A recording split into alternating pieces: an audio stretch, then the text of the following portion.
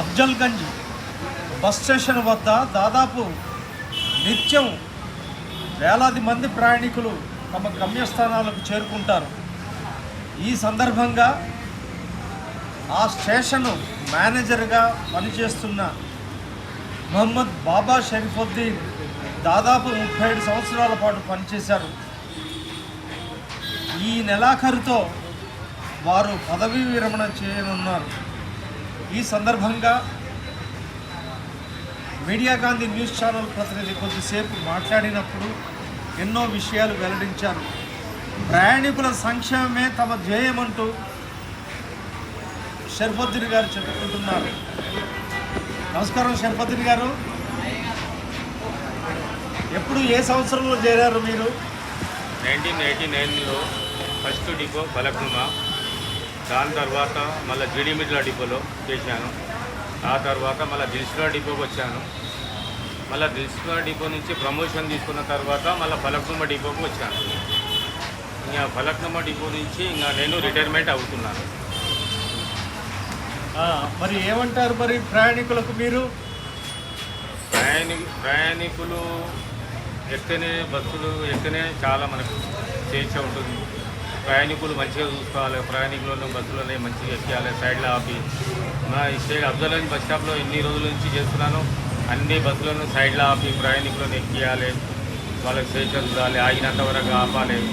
నేను అలోస్మెంట్ చేసుకుంటూ ప్రయాణికులకు మంచిగా చూసుకుంటూ చాలా మంచిగా చేస్తున్నాను. ప్రయాణికులు చాలా నాకు మంచిగా రెస్పెక్ట్ చేశారు, చాలా మంచిగా చెప్తారు. అది అని ప్రయాణికులు చాలా.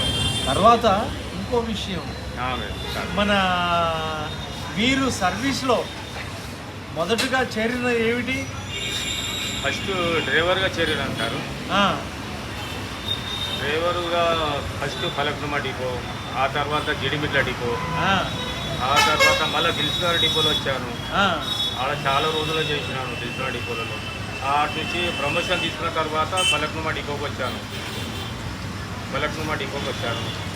ఆ తర్వాత అఫ్జల్గంజ్ డిపోలో, అఫ్జల్గంజ్ బస్ స్టాప్లో నాకు కంట్రోలర్గా నియమితులు చేశారు. ఎన్ని సంవత్సరాల నుంచి చేస్తున్నారు ఇక్కడ? 3 ఇయర్స్ దాటిందేమో సార్. 3 ఇయర్స్ నుంచి నేను బాగానే చేస్తున్నాను.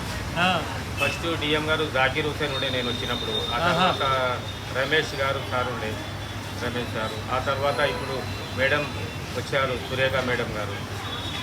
నిత్యం ఎన్ని బస్సులు వెళుతుంటాయండి అఫ్జల్గంజ్ స్టేషన్ నుండి? దాదాపు ఒక 120-150 బస్సులు ఇక్కడ వెళ్తుంటాయి సార్, వివిధ ప్రాంతాలకు.